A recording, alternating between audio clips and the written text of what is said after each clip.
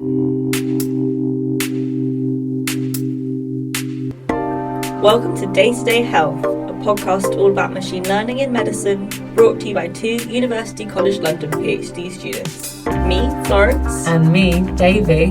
And made possible by the Turing-Roche partnership.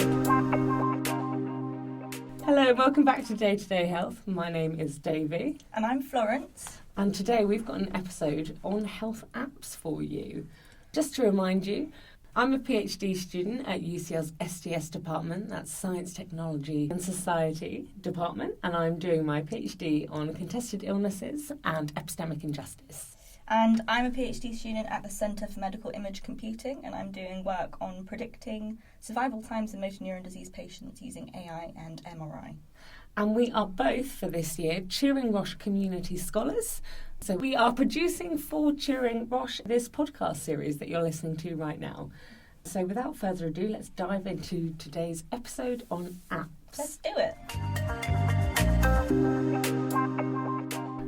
So for this episode, we're moving out of the hospital setting and away from AI. Well, mostly.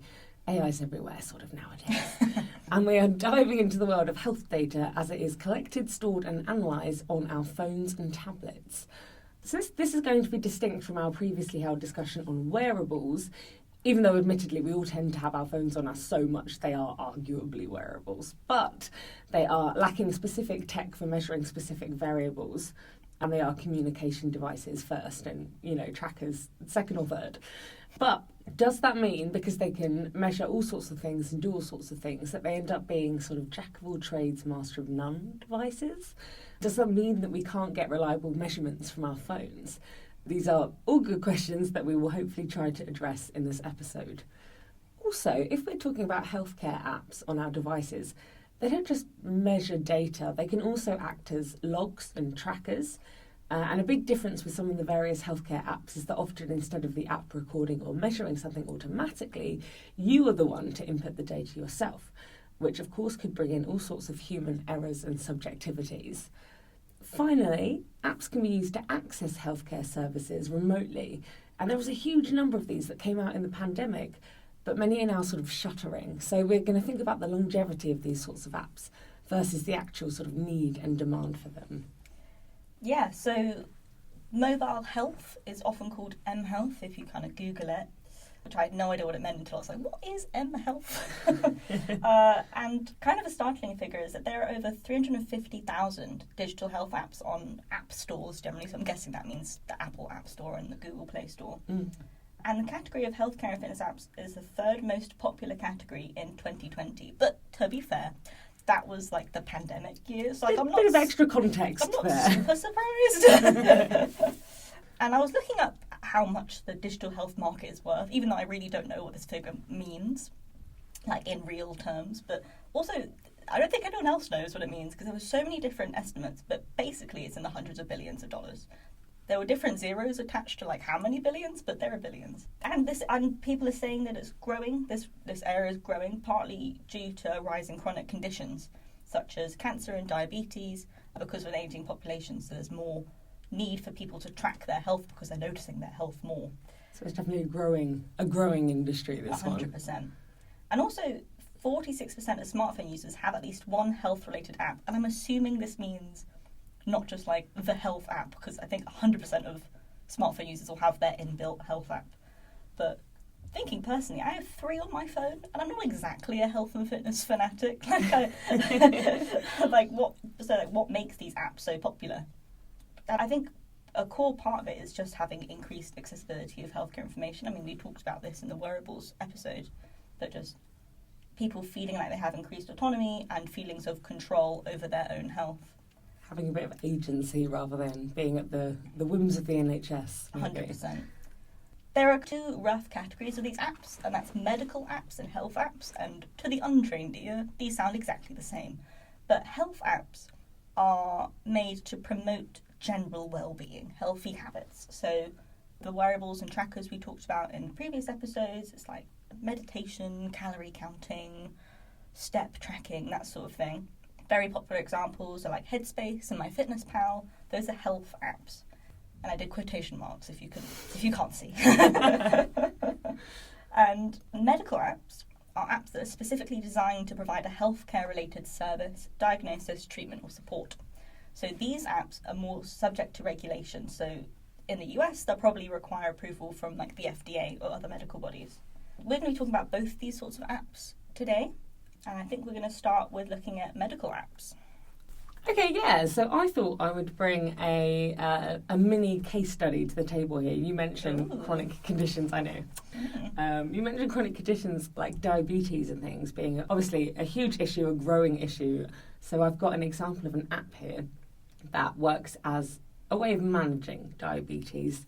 So this is an example of an app that works in tandem with a medical device. And there are a number of these, like for example, there are body fat scales that can send results via Bluetooth to an app on your phone to like give you a breakdown of your body composition, track it over time. I know. And also we can talk about the accuracy of those things because it's not very good. But anyway, so yeah, if we're looking at this sort of specifically medical application, we could talk about glucose monitoring patches that measure your blood sugar levels over time without the need to do the pinprick sort of test. And these are called flash glucose monitors. And this is like a little sensor that you wear on your skin that rather than measuring the sugar in your blood per se, it measures the amount of sugar in the fluid surrounding your cells. So this is the interstitial fluid, which causes a small delay in the reading, so it's not 100% accurate, but it is a really useful tool for managing diabetes. And before you say, Davey, that's a wearable, and you're in the wrong episode, these monitors actually link to an app on your phone, which means that you can see like patterns over time, you can even predict future readings, and these have been found to have a really positive effect on the quality of life of people with diabetes. It can help them live sort of healthier lives and also reduce their risk of hospitalisation. And I found this like little testimonial on the NHS website. So this is Olivia, aged 25, from Essex, who was diagnosed with type 1 diabetes when she was 7. And she said, "Before I started using a flash glucose monitor, I carried my blood glucose testing kit with me everywhere and would have to test up to 8 times per day. I was pricking my finger and testing my blood sugar before breakfast, before lunch, before dinner, before bed. Before driving in the car, I would need to test. And after driving for 2 hours, I'd need to stop to test. Endless testing. Growing up with diabetes, I'd never dreamed like a device like a flash glucose monitor where you don't need to finger prick to know what your levels are would be developed in my lifetime. When I first started using one, I couldn't quite believe something so small had such an impact on managing my diabetes." So yeah, I think it's like a really important device, and I think it's amazing that you can just look at your phone and see what's happening in your blood. And then sort of on the diabetes theme, there are also apps like the Diabetes M Blood Sugar Diary, which offers different management tools for type 1, type 2 and gestational diabetes. It is essentially a logbook, so users record their symptoms, but it helps them generate reports and graphs that can be shared with like a medical team. And yeah, users can input their glucose ratings, and there are options to create personal or family profiles and options to integrate this with other health monitoring apps. And again, this is an app that can help you track, but it's also accessible via a smartwatch, which I think is very cool. Mm-hmm. So this stuff for diabetes is so good. It's actually a huge area of AI in healthcare.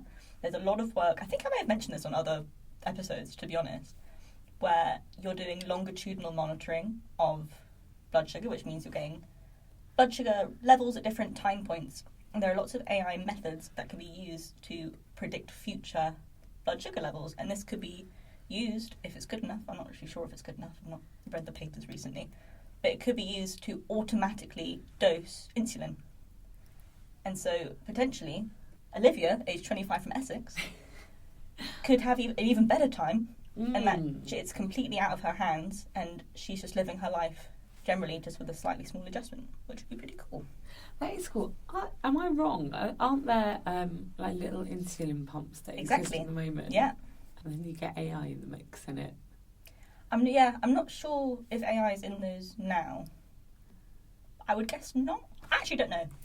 I'll find out. To be fair, they're not an app, so I should. They're not an app. They're not an app. So it is a crime to mention them in this episode. You shall be ejected from your chair. Talking about an app, another app I want to mention is the incredibly named Roche PD mobile application. Oh, snappy! Snappy title. Love that title.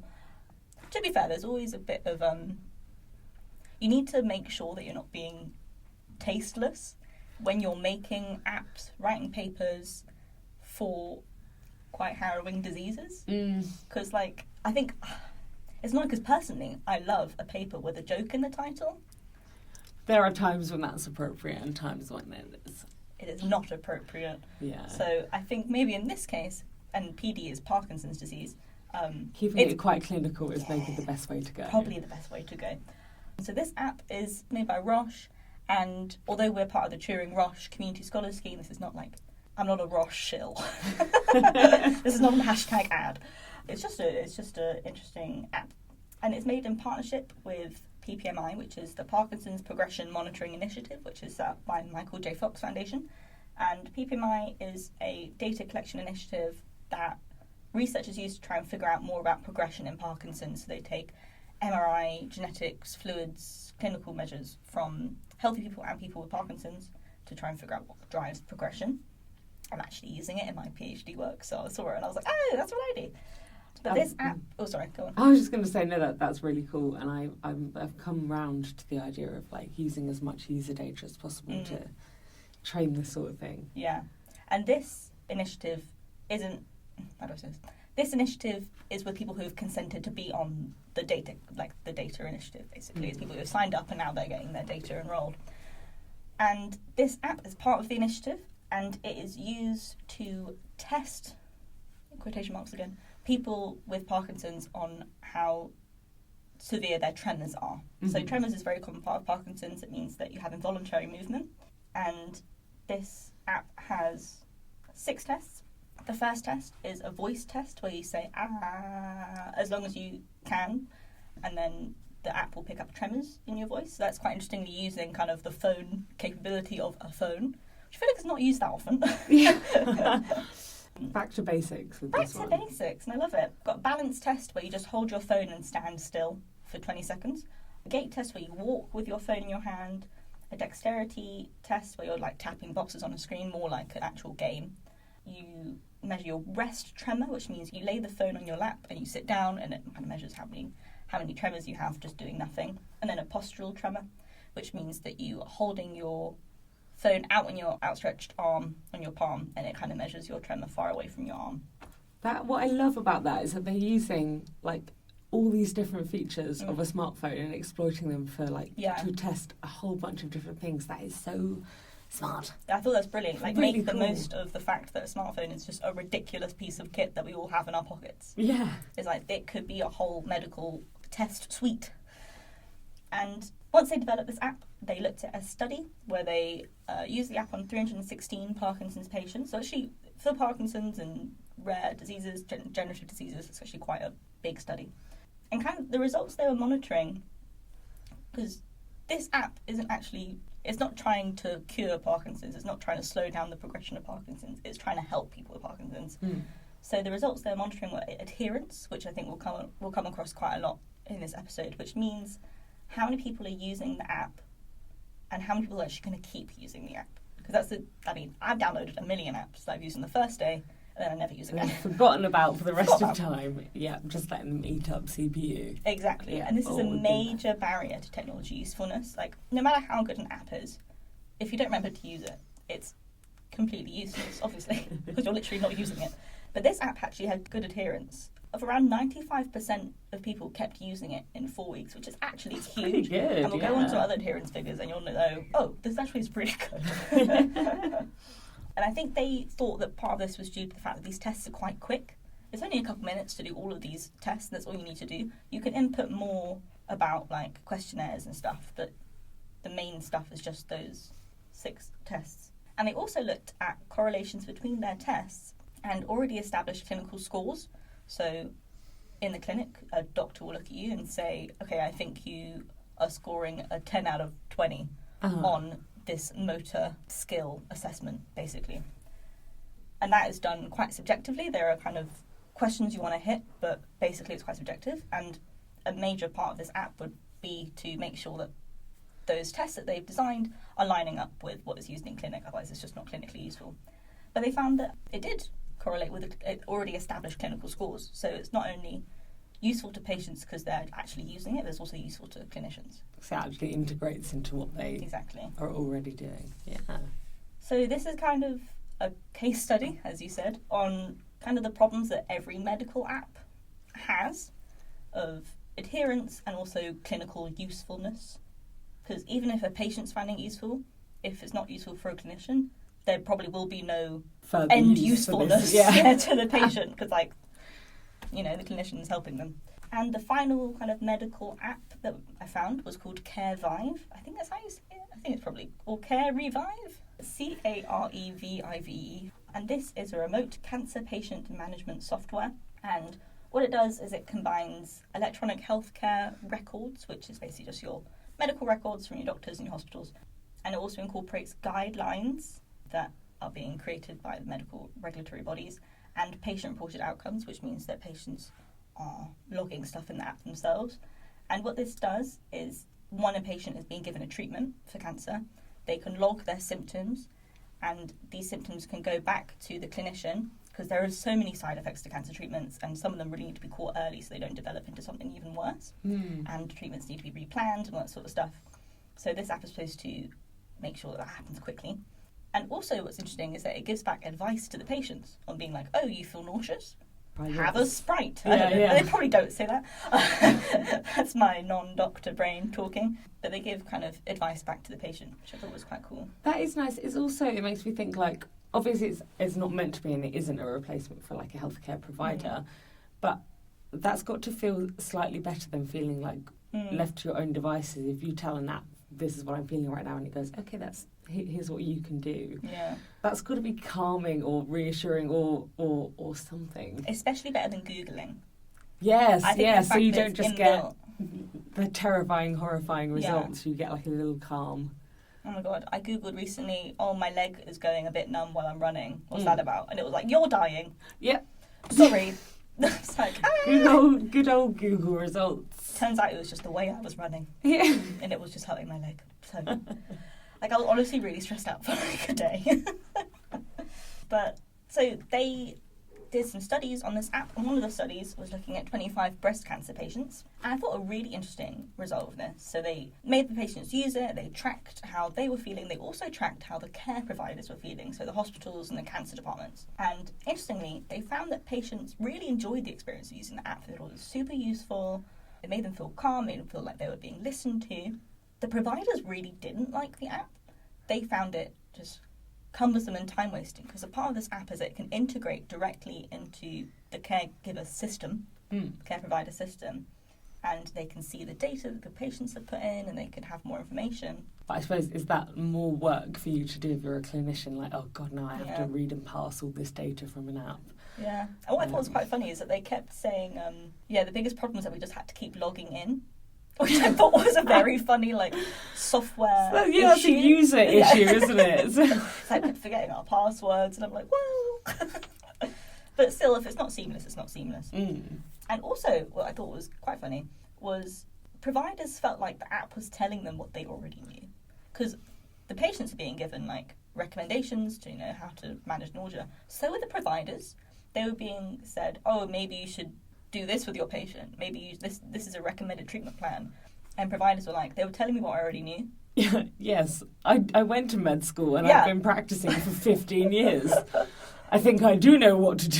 Yeah, like, and I can imagine that is a little insulting. Yeah, no, curious choice of the app to feed that information both ways. Yeah, and another funny thing that I saw on this paper was they said that the study was compromised by clinicians kind of complaining to each other about the app.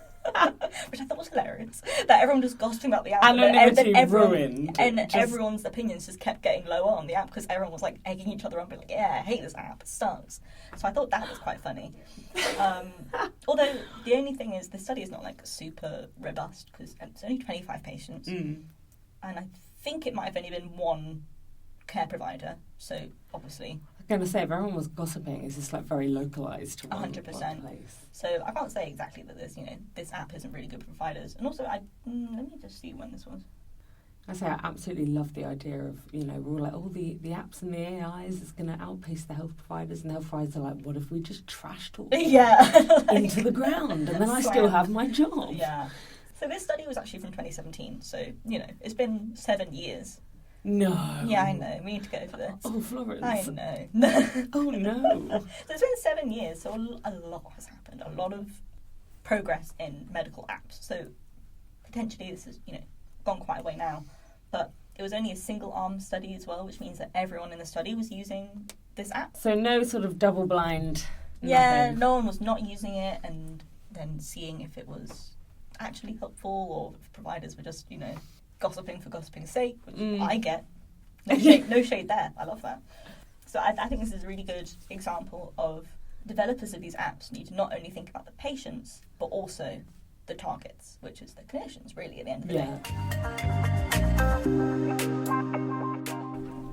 So I have looked at a couple of different telemedicine style apps that I wanted to sort of run through. First one is Babylon Health, which started so strong and crashed and burned so hard. Ouch. I used to look up job postings for them because I was like, oh, I want to work there. Really? Hey, it looked very cool and very impressive for sure. So Babylon Health is a London-based startup that was once valued at around $2 billion and was funded by really influential and rich backers like one of the founders of DeepMind to the tune of tens of millions of dollars in venture capital funding. The lofty goal was to make healthcare free to access and easily available to everyone, which is very admirable. It's very nice. And what's interesting with this is that it was like a growing business even before COVID. So this was telemedicine before the big sort of like boom and bust of the pandemic. They had a 10-year deal to build an app and NHS services for Wolverhampton. However, it was a little bit like Theranos. Which was a crossword clue the other day. Was it? For one of my crosswords, I was like, yes, I know this one. Sorry. We're learning so much. Yeah, I know. So yeah, if you missed the episode where I mentioned this, it was this big company that basically promised way more than it could actually physically do with the state of the tech. And now the CEO's in prison. And the CEO is now in prison for major fraud. Yeah. But yeah, so with Babylon Health, again, it's promising something it couldn't technically deliver. And they also did the thing Theranos did, which was they fudged their tech for a demonstration. Oh my God, really? I didn't know that. So basically, their product, it started with an app that lets patients have video calls with doctors. Fairly simple, and this was meant to help tackle the long NHS waiting lists by automating some of their patient inquiries. So the original app is GP at Hand, which was launched in 2017. Their big ambition was to add to this app an AI-powered symptom checker to speed up or even automate diagnoses. However, they didn't really have an AI. What they had was Excel spreadsheets with clinical decision pathways written by junior doctors. They basically divided the body up into sections, and then depending on what the user clicked on, the app would follow these clinical flows or decision trees to attempt to come to a diagnosis. Yikes. Yeah. And then a bit further down the line, the company data science team were working on a knowledge graph, which was connecting bits of knowledge, medical knowledge, with probabilities, which meant grilling clinicians. They were being asked thousands of questions like, and what is the probability of someone with jaundice having hepatitis? With the questions all getting like so ridiculous and fine-grained and unrelated. And this is still not AI. Interestingly, you can create knowledge graphs with AI. That is a very common thing to do. So what you do is you automatically look in literature or maybe like, I don't know, medical codes or something. You look at actual pieces of text and then you, from there, learn a graph representation of like, oh, well, if you have this, then that probably means you have this because these papers have said that, that sort of thing. So you can create a knowledge graph with AI and it's quite a big area. This doesn't sound like that. Did they actually really just interview clinicians and were like... There was a lot Wow. of like literally just asking doctors. And then what about this? Which is... Yeah, so you can do that. So I would say if you're making a knowledge graph, you can ask clinicians stuff as part of your validation, as part of your like, okay, is that actually sane? Part of the training is interesting. Yeah. That's interesting. But yeah, so despite the sort of janky state of their tech, this is one of those where like the hype kept building through the roof. Like, they were raking in money and contracts from all over the world, including an investment of $550 million from Saudi Arabia's sovereign wealth fund. Wow. And a contract with the Chinese tech giant Tencent to provide services through WeChat. Oh my gosh. And I'll speed run to the end. Essentially, management were really corrupt and quite delusional. The share prices started going into freefall when the tech clearly couldn't live up to the hype. And their rush for scale was just outpacing their ability to finish a product. The little story that really screamed Theranos to me was, at one point the BBC was scheduled to come in to film their tech, and the app wasn't finished yet. So a bunch of data scientists holed up in the office for days and nights, like cobbling together something they could show the BBC that wasn't representative of what the app was, what they were trying to actually build. It was literally just like, this is what we got, to sort of save face. Bet they weren't getting paid enough to warrant that. No. And there were massive differences of opinions between like what clinicians thought it could do and what the CEO wanted it to do. So clinicians were like, this could be used to triage patients. And the CEO was like, no, it can diagnose patients. So they had to keep working on this knowledge tree thing.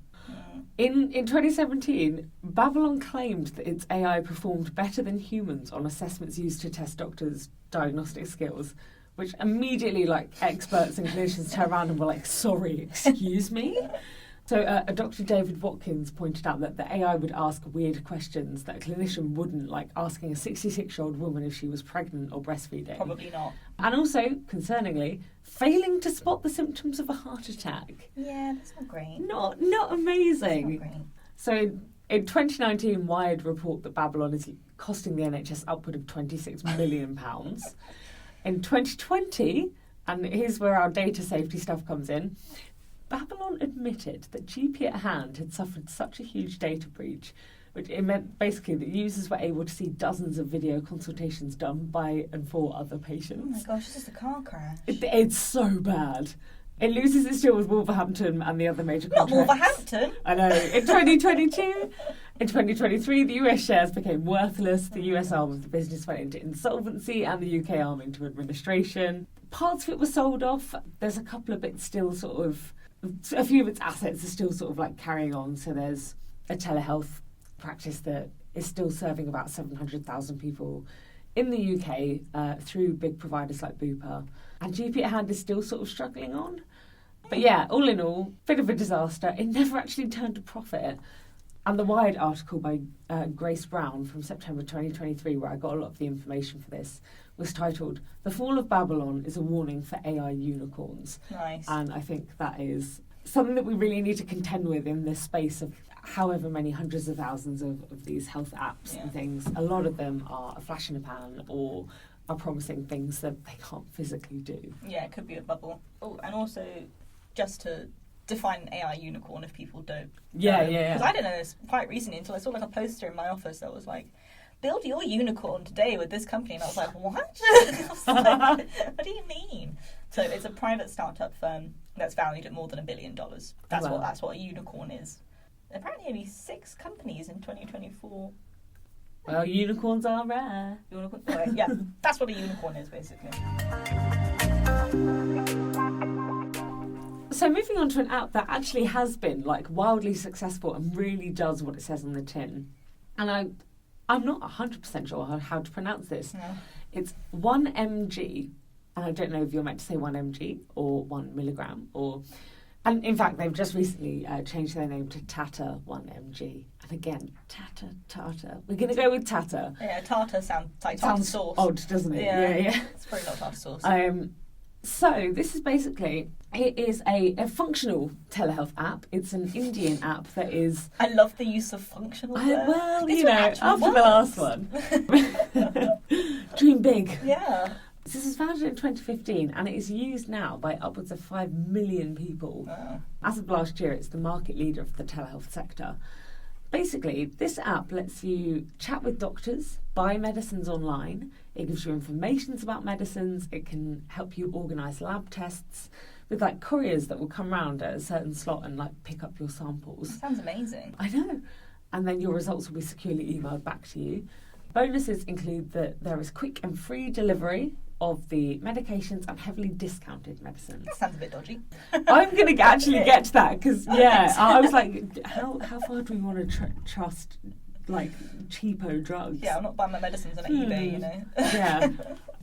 But yeah, so this is really cool because it combines like e-consultation with like e-pharmacy and the whole like couriers with samples and things to labs is, to me, that's like next level. I'm impressed by that. So I found a little review on their website, to be fair, but it gives you an idea. So someone said, I had to get an MRI done for my mother and a relative recommended 1mg.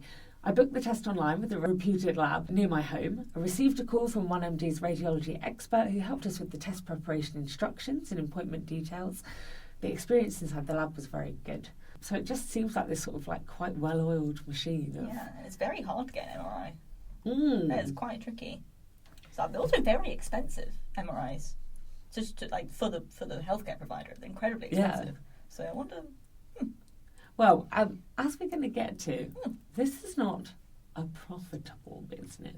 I was preempting you there, wasn't I? a little bit, you know what you're talking about. Thank you. So according to Tata 1mg, their labs deploy technology-enabled and fully automated systems to bring pre-analytical errors to a minimum. They ensure safe transportation of samples to the laboratories using temperature-controlled containers, and every sample is barcoded and scanned automatically at every stage of processing to enable end-to-end tracking. That sounds good, because honestly, the amount of like blood tests I've lost in the NHS, they're like, we lost it, you've got to do it again. I'm like, again? I only have so much blood. I'm going to run out.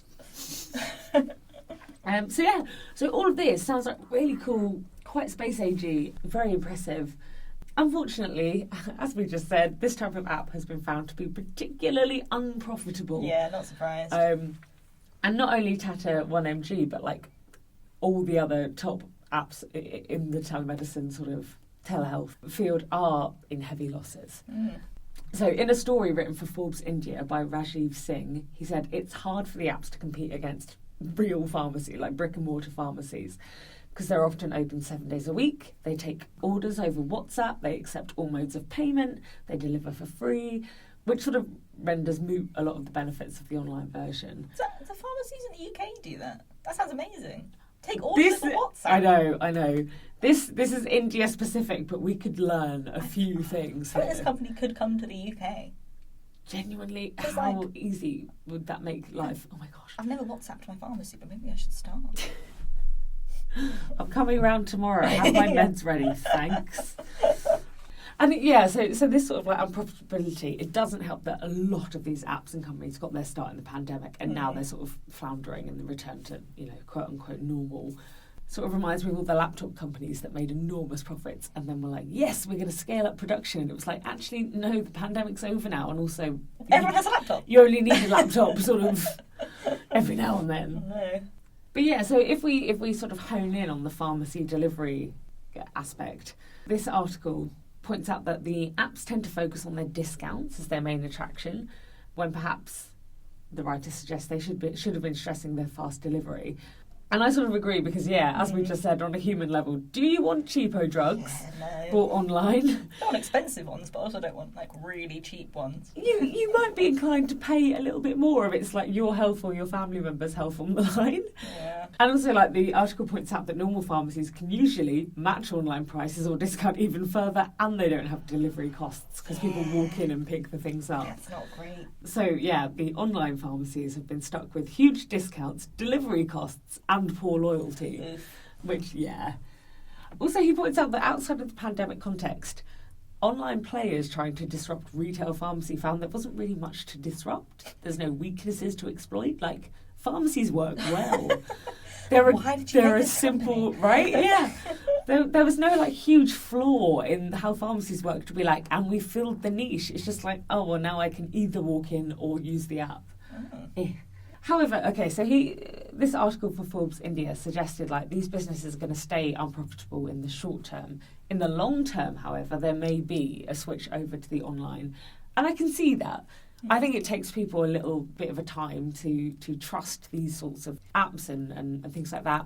It's like with the uptake of Amazon. For a while, people were like, don't put your card numbers into the website. And now we use it like every day, basically. Every day. And especially in high-stake areas such as health. Like Amazon, that took a while, and it's just delivering you stuff. Yeah.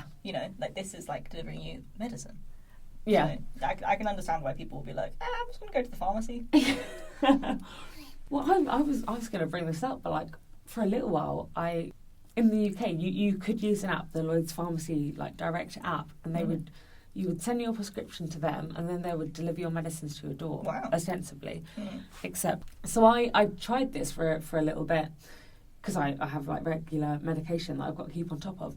It took them like 2.5 weeks to deliver my medicine, whereas a pharmacy would have had it like the next day or the day after. Nice. And also, if you're like, hi, it's been like a week and a half, I really need my medicine. You have to tell them that, get them to send your prescription back to your doctor, so the doctor can then send it to your normal pharmacy. And the whole situation was so like ass backwards. Yeah, just go to the pharmacy at that point. It's like, that's so annoying. I was like, this should have been like quick and simple and convenient, and instead it just became like a logistical nightmare. Yeah. So I don't think the infrastructure is there. Well, certainly not in this country yet for this sort of thing to be viable. Yeah. Because you can't have people with chronic conditions like, well, if I don't get my meds soon, I'm in serious trouble. Oh well, guess I gotta wait for the delivery person. Right? Yeah. But so another sort of like incoming issue is going to be legislation, because at the moment, this is one of those cases where the tech is like far outstripping the legislation. Classic. So a lot of people have been calling to like regulate these e-pharmacies, also stop them from selling like unlawful drugs. And I don't think it means like they're just like, do you want some cocaine? I think it's like, like in this country, doctors have to say you can have melatonin. You can't just buy melatonin. Yeah. Like, I'm sure it's something places, like that. Yeah. But yeah, so in 2022, India's government came out with a draft bill that was like, all e-pharmacies must have a license. Bottom line. It's not crazy. Not a a wild bill, thing if to that ask. makes sense. And this is currently still like in revisions, but it looks like there's going to be a lot more sort of like stringent measures, which is probably good. Probably a good thing, isn't it? You don't want to be mucking up healthcare, and also I think in the future this could be really, really helpful to like disabled people, elderly people, people. It's going to make things a lot more accessible. But as I say, we need the infrastructure, and we kind of do need the legislation as well. And also people living very rurally. Yeah, especially in like in the UK, it's probably not so much of an issue. But in like America, people live so far away from like anything, even like a supermarket. So imagine a pharmacy. Save you save you an hour drive to a pharmacy. And then one thing I did just want to mention, I know I'm sort of like being like, here's a cool thing and here are all the limitations. But so the NHS is like, there have been a number of healthcare apps launched from the NHS, and they've, launched, been merged or made defunct, or they keep coming and going. So there's been like Patient Access, MyGP, the NHS app. There's been a whole bunch of them, and I've had a rotating cast of them sort of on my phone. There have been a fair few technical difficulties and issues with these apps. So literally just like janky coding or what have you, which just makes them not particularly usable. Yeah. But also a lot of them like promise a lot of things that then in real life doesn't happen. So a lot of them are like, okay, you can use this app to book doctor's appointments. And I tried that on MyGP and Patient Access. And I couldn't do that because my GP surgery said they didn't allow that. They didn't support that feature. I've had exactly that problem. Yeah. So these apps sort of like promise a lot, and then it's like, oh, well, actually, no, it's not really integrated into how the practice is run. You still have to phone up and then show up and take whatever time slot they'll give you. So yeah, big promises, poor delivery. Yeah. And there's the NHS app itself, which you're supposed to be able to order repeat prescriptions, nominate a pharmacy, view your appointments, all of these kind of things. Fine, in theory. Also on this app, they say some GP surgeries, some hospitals will support additional features like online messaging with your healthcare providers or accessing healthcare services on behalf of someone you care for.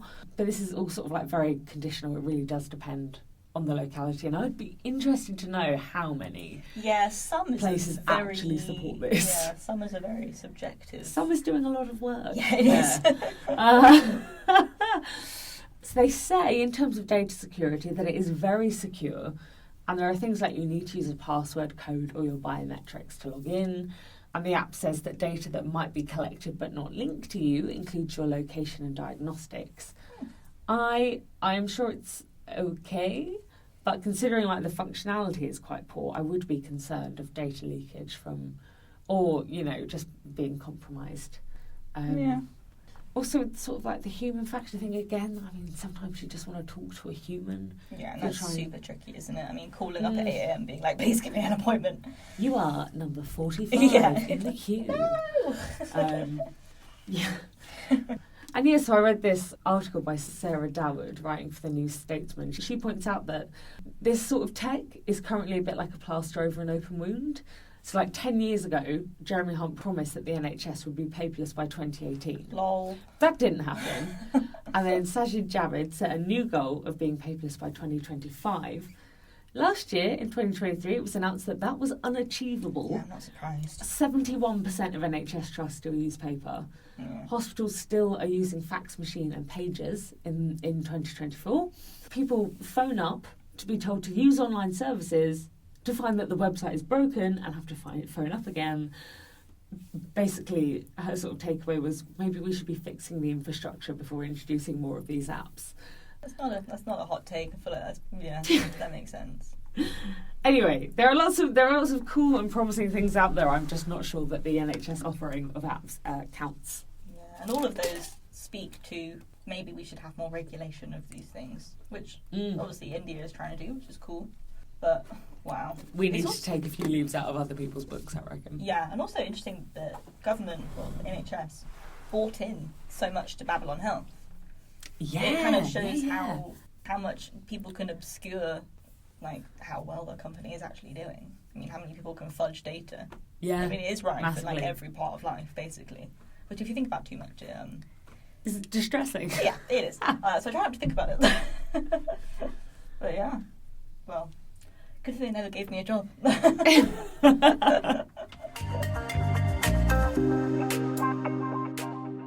And on that happy note, we're actually going to pause our conversation here because, oh boy, did we end up talking a lot about health apps. So to save your ears or your brain from an extra long episode, we are once again splitting this one into two. So join us next time for more, hopefully, fascinating stuff on health apps and the data they collect. Thank you very much for listening to this episode of Day-to-Day Health. If you've got any questions or comments, please DM us on our Instagram @daytodayhealth or email us at daytodayhealth@gmail.com. Also, this podcast was created as part of the Turing-Roche Community Scholar Scheme, but all opinions expressed aren't those of the Alan Turing Institute or Roche. The show notes, transcripts and references to the research we talk about can be found at daytodayhealth.github.io. That does it for us, and we'll catch you next time.